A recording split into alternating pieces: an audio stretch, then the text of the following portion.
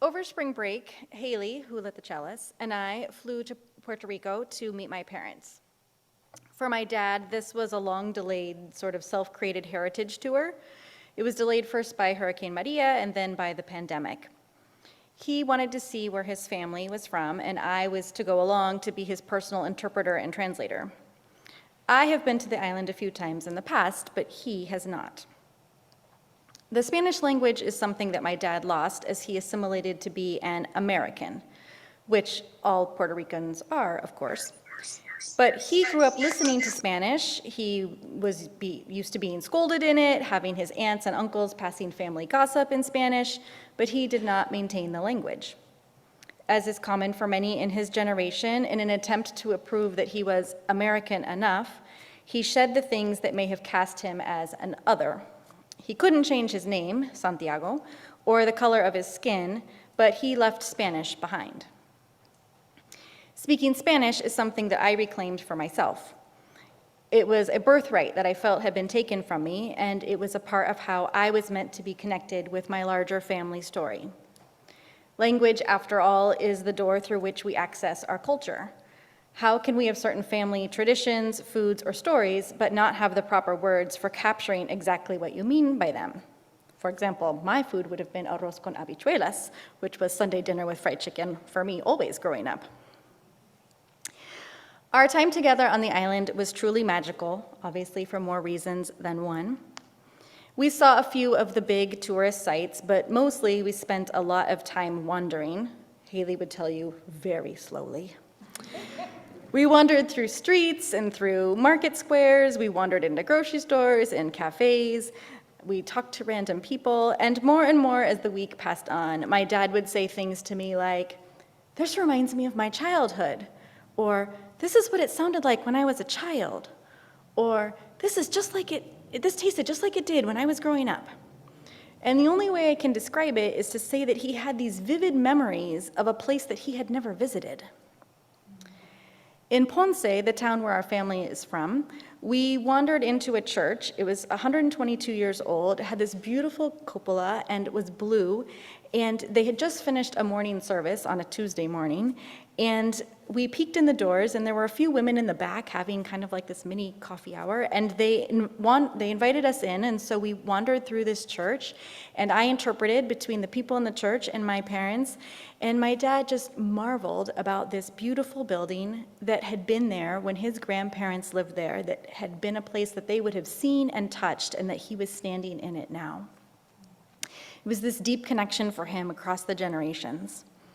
And if you know anything at all about Ponce, you know they have this famous ancient history fire museum. And so we toured there, of course. And I happened to ask the woman working there this question in Spanish, which elicited this whole long story about a detailed famous fire that had happened there in 1899, a scandal that ensued in the town in which they incarcerated the heroes of the fire, and then later as kind of making things right, they had a lottery for over 40 years in which the town gave away a free house to a fireman every year. Everywhere we went, we immersed ourselves in the sounds of the island, the sounds of people laughing, the waves on the beach, and the roosters. I kid you not, everywhere roosters. Even in an urban hotel, roosters. Wandering through a restaurant, roosters. Everywhere, roosters. He marveled at the sounds of Spanish that swirled all around him as people went about their everyday lives. No one was ever in a hurry, and no one was hiding their Spanish or defaulting to English when they knew an English speaker was around. "It sounds like my childhood," he would say, and he would just look around and wonder. We visited lechones, many lechones, which are open-air restaurants along the roadside where pigs are roasted over an open spit. It starts very early in the morning, and every part of the animal is used to create some sort of food, which is sold at this stand. My dad hunted for the best pasteles, which isn't a pastel, which means cake in Spanish, but pasteles, which is a version of a pork tamale. It's made from a masa of plantain and wrapped in green banana leaves. It's not for me, but it's definitely for him. And I'm more of a tostones and arroz con habichuelas kind of girl. But it was over these meals that my dad would share memories of family gatherings and the way that the men would prepare the food and then the women would do the cleaning, and the stories of how the family drama that had long been buried, it tastes like I would remember it, he said. And then he would share another tidbit of our family lore. There are so many moments that I will treasure from this time that we spent together. My dad is already looking into when we can return. But what memories do you have a place that you've been, or memories of a place you have that you haven't been yet? Now, I am sure you are all wondering why I gave you paper plates, especially since we can't eat in here. What the heck? But we are doing paper plates because we are going to do a special kind of worship service where we write things down on paper plates because it's really hard to find circles the right size of paper, especially when you don't start looking 6 months in advance. Paper plates, you can find them anywhere. You can give them away, and you end up having more. So the theme of our Story Circle worship today is, what is your story? Because as much as almost anything else, stories unite and sometimes divide us as a people. Nowadays, we hear stories and we read stories and we watch stories through books and movies and television shows and video games, which are stories. TikTok and Instagram even show us really, really short stories that some people see and reference. I could argue that memes have become stories. Families pass stories down through generations. Many of us watch the same television shows or movies, and we have a cultural shorthand. If I say, "May the force be with you,"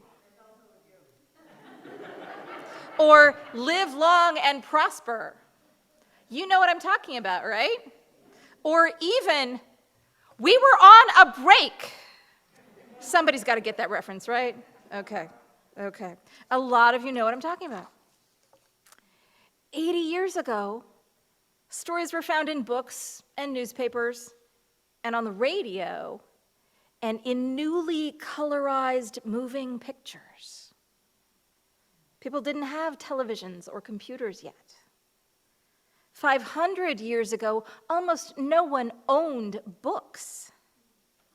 Stories were just handed down from one person to another. There were some stories that were written down or even printed, but until about 200 years ago, most ordinary families might have owned a Bible, maybe one other book. How many of you have more than 500 books in your home? Wow, okay. Something else that's really interesting about stories is that there are so many different ways of telling them. I took Cinderella as an example. We all kind of know the basic story of Cinderella. We probably know the one that was basically told by the Brothers Grimm. It has been sanitized a little, realizing we're telling the story to children. According to Wikipedia, the earliest known oral version of the Cinderella story is an ancient Greek story of Rhodopis, a Greek courtesan who lived in Egypt, whose name meant rosy cheeks. While she was bathing, an eagle snatched one of her sandals from her maid and carried it to Memphis. And while the king was administering justice in the open air, the eagle, when it arrived above his head, flung the sandal into his lap, and the king, stirred both by the beautiful shape of the sandal and the strangeness of the occurrence, sent men in all directions into the country in quest of the woman who wore the sandal. And when she was found, she was brought to Memphis and became the wife of the king. Today, there are many versions of the Cinderella story. From the Disney movie, which somehow added animal helpers, to Ella Enchanted, And which version of the story you know affects how you view the story. Was Cinderella an unlucky child? A smart girl who had to figure out how to escape a curse? The version you tell holds the key to how you think about the story. Fairly recently, say the last 30 years or so, people have realized the importance of diversity, especially in children's literature and picture books. When my kids were little, they were starting to show babies and families of different races and different family structures, and now it's become pretty commonplace. How wonderful for everyone to be able to see themselves and their families represented in books. And how important for those of us in the dominant culture or the culture that thinks itself as dominant to realize that so many other types of people and families exist. It matters to be able to tell our own stories. That our stories are larger than words on a page or pictures in a movie. And so today I'm going to invite you to think about where we came from and what shapes us. The format for this worship comes from a service that I experienced during the Ministers' Institute in February. It was led by Claudio Carvales, who is the Associate Professor of Worship at Union Theological Seminary. He led this amazing, high-energy service that captured the imaginations of many of us. He credited his inspiration to ecofeminist philosopher Donna Haraway's Storytelling for Earthly Survival. And I would also like to thank my friend and colleague, the Reverend Sarah Lawal, who shared her version of this service with me. I have adapted it heavily, but the format comes through her. And so for each of the sections, you are invited to write or draw on a paper plate. If you don't have paper plates yet, do you all have paper plates now? Okay. April, could you do me a favor? Could you run or walk as you wish to the RE closet and pull out, I think there's some bins of crayons, and if anyone would like to draw as opposed to write, that is an option. Thank you so much. I really appreciate that. Okay. The first one is land. As Reverend Sarah Lawal notes, the land surrounds us every moment, from our birth to our death. The land holds us up, is the ground beneath our feet, and some would say the ground of our being. When I did this activity, I went back to those lands of my youth, the ones that take me back in a rush of sensory memories, the smell and sound of the ocean, scrub pine forests, the smell of dusty blackberries in August, and the combination of gasoline and motor oil and tidal mudflats. You know what I'm talking about. We talk afterwards. Oak's Bottom throughout the seasons and the different bird calls, different neighborhoods of Portland and the changes they've been through in the last 35 years. Walking around Mount Tabor and the constant glory and presence of Mount Hood. How has the land shaped you? Use descriptive words if you can. What does that land look like or sound like or smell like? We will play some music and give you about 3 minutes to write. Now we're going to move on to ancestors. As Sarah wrote, "Oh, ancestors, that great cloud of witnesses that surrounds us, those who made us and loved us into being, those whose blood runs in our veins and those chosen by us, mentors, healers, leaders, justice makers, comforters.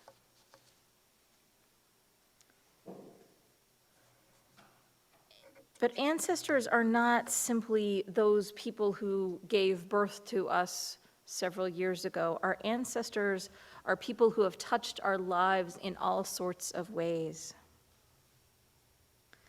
I claim ancestors known and unknown, those whose life choices or lack of choices landed me where I was, where I am, those whose lives I carry in my own. My blood relatives who fought for the Tories during the Revolutionary War and then fled to Nova Scotia for a few generations. The relative who, after enough time had passed, moved to Indiana to be a farmhand and fell in love with the farmer's daughter and crossed the Oregon Trail with her, setting up a homestead in Brownsville.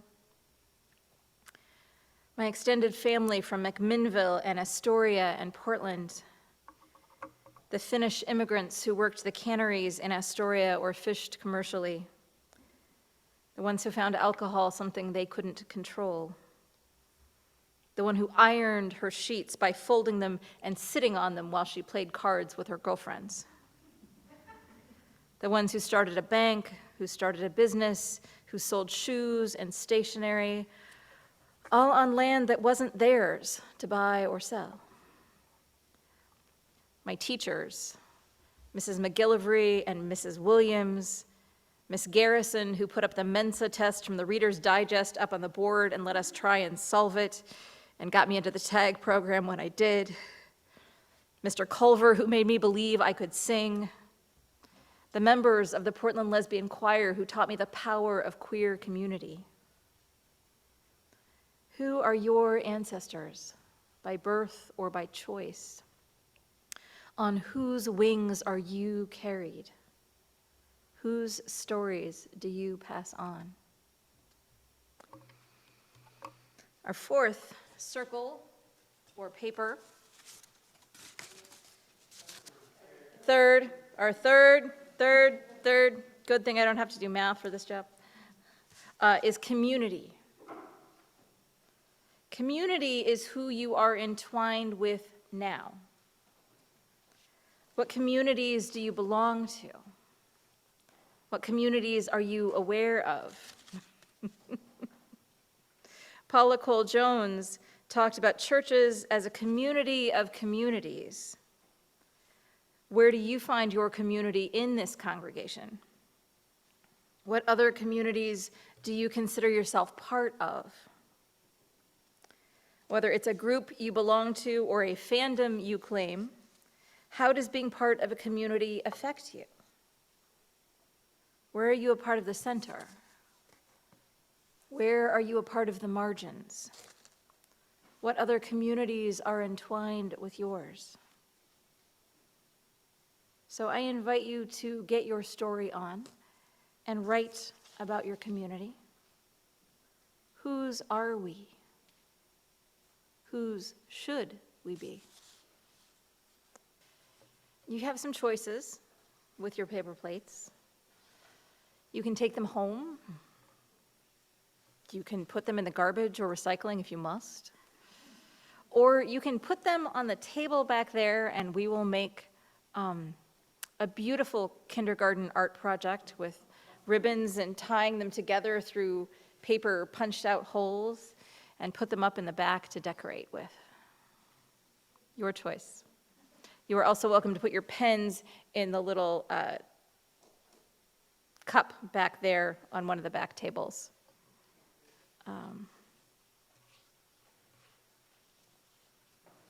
But I hope that you got something out of that today. I hope that you enjoyed getting to reflect and think in a different way than you ordinarily do on a Sunday morning. Our final blessing is from Sarah Lawal. For the land, with its hidden histories and magnificent beauty, may we continue to learn from it and protect it, the sacred ground that holds us up. For the ancestors that surround us, that have made us who we are, May we bring forth the best of your legacies, carrying your stories forward to the next generation. For community, the symbiosis of relationship, care, connection within, among, and beyond our walls, for knowing we are not alone, for all the needs that arise, calling for our hearts and for the ones we sweep aside. May we soften into our greatest wells of compassion, finding our way through and mending the broken places as best we can.